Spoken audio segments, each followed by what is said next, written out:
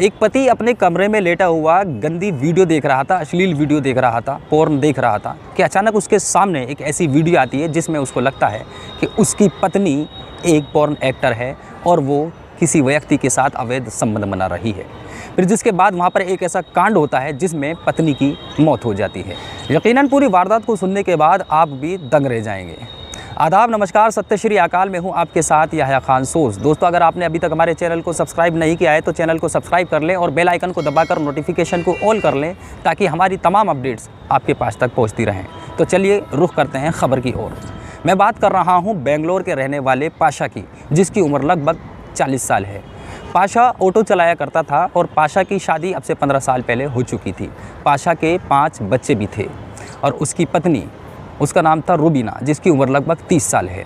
ये अपने बच्चे और पत्नी के साथ खूब ही अच्छे से ज़िंदगी गुजार रहा था। पाशा डेली काम पर जाया करता था, ऑटो चलाया करता था और जो भी उससे कमाता था अपनी बीवी और बच्चों के भरण पोषण के लिए खर्च कर दिया करता था। वहीं पाशा को एक आदत थी, एक लत थी। वो डेली शाम में आकर खाना पीना कर अपने कमरे में जाकर घंटों घंटों तक पॉर्न मूवी देखा करता था, वीडियो देखा करता था, गंदी वीडियो देखा करता था। अब से 2 महीने पहले पाशा ऐसे ही वीडियो देख रहा था कि अचानक उसके सामने एक वीडियो आती है और उस वीडियो में देखता है कि वो उसकी पत्नी किसी व्यक्ति के साथ अवैध संबंध बना रही है और उसको लगने लगता है कि उसकी पत्नी एक पॉर्न एक्टर है, अश्लील वीडियो की एक्टर है। फिर जिसके बाद गुस्से में आग बबूला होकर पाशा अपनी पत्नी को आवाज़ देता है।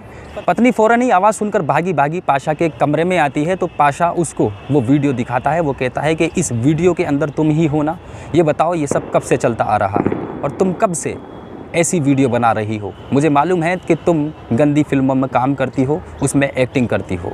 ये तुमने बात मुझसे क्यों छुपाई और तुम शादी से पहले क्या करती थी। जैसे ही पत्नी इन सब लफ्ज़ों को सुनती है तो उसके भी पैरों तले ज़मीन निकल जाती है। वो कहती है इस वीडियो के अंदर मैं नहीं हूँ, ये तुम्हारी आंखों का धोखा है, लिहाजा मैं कोई वीडियो वगैरह नहीं बनाती हूँ, मैं तो आपके साथ अपनी साधारण ज़िंदगी गुजार रही हूँ। इतना सुनना था कि पाशा और भी ज़्यादा आग बबूला हो जाता है और अपनी पत्नी को मारना पीटना शुरू कर देता है और ज़बरदस्ती उससे कबूल करवाने की कोशिश करता है। पाशा किसी तरीके से 1-2 दिन अपनी गुजारता है, लेकिन उसके दिमाग में और दिल में शक ने कब्ज़ा कर लिया था कि उसकी पत्नी पूरे तरीके से एक पॉर्न स्टार है, अश्लील वीडियो बनाने का काम करती है। फिर जिसके बाद पाशा पूरे तरीके से टूट जाता है और फिर जिसके बाद पूरे तरीके से शक अपनी बीवी के ऊपर करता रहता है। फिर एक रोज़ पाशा फिर से अपनी पत्नी से पूछता है कि तुम मुझे सच बता दो, मैं जानता हूँ कि वो वीडियो तुम्हारी ही थी।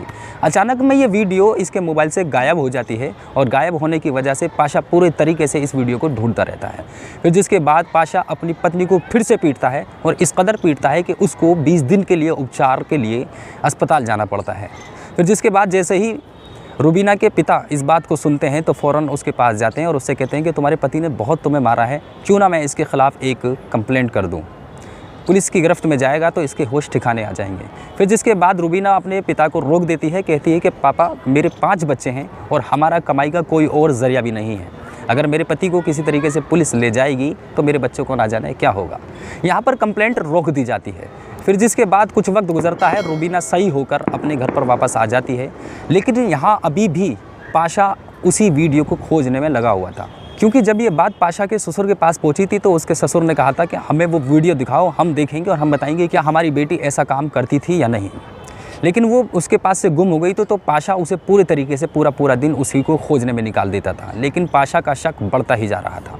कुछ वक्त जब गुजर गया तो पाशा को वो जब वीडियो नहीं मिली, पूरा दिन उसे खोजने के बाद भी जब उसको वो वीडियो नहीं मिली तो पाशा फ़ौरन ही अपनी पत्नी के पास जाता है और एक धारदार हथियार लेता है और उसकी गर्दन पर उस धारदार हथियार को रख कर बोलता है कि तुम कबूल करो, मैं जानता हूँ वो वीडियो तुम्हारी ही थी, तुम मुझसे झूठ बोल रही हो।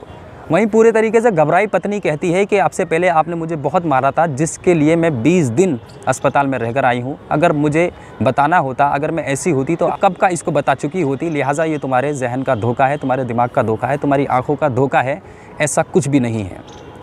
जैसे ही इस बात को पाशा का बड़ा वाला बेटा देखता है तो वो भागा अपने नाना के पास जाता है और उनको बताता है कि पापा अम्मी को बहुत ज़्यादा बुरी तरीके से मार रहे हैं। जैसे ही नाना अपने नवासे के साथ घर पर पहुंचते हैं तो वो देखते हैं पाशा तो वहाँ पर नहीं है, लेकिन उनकी बेटी खून में लथपथ ज़मीन पर पड़ी है।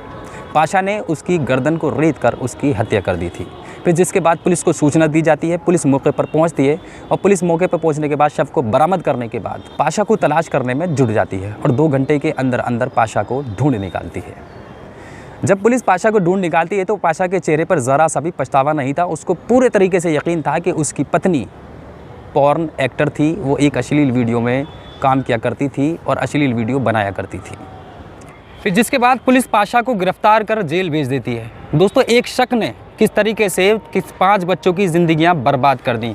इन 5 बच्चों के सर के ऊपर से इनकी माता का, इनके पिता का साया पूरी तरीके से हट चुका है और बच्चों का रो रो कर बुरा हाल है। दोस्तों, जिस तरीके से दुनिया के अंदर नशा होता है उसी तरीके से एक पोर्नोग्राफी का भी नशा होता है। इंसान जब इसको देखना शुरू करता है तो इसकी लत बुरी तरीके से लग जाती है, फिर ये आसानी से छूट भी नहीं पाती है।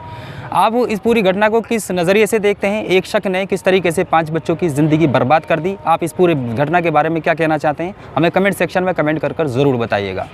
दोस्तों, इस घटना को सुनाने का उद्देश्य किसी का दिल दुखाना नहीं है, किसी को ठेस पहुंचाना नहीं है, बल्कि आप सभी को सचेत करना है। आप जहां भी रहें सुरक्षित रहें, सावधान रहें और अपना ख्याल रखें। इसी के साथ मैं याह्या खान सोज आपसे इजाज़त लेता हूं। मैं उम्मीद करता हूं आप जहां भी रहेंगे सुरक्षित रहेंगे, सावधान रहेंगे और अपना ख्याल रखेंगे। आदाब, नमस्कार, सत्य श्री अकाल, जय हिंद, जय भारत।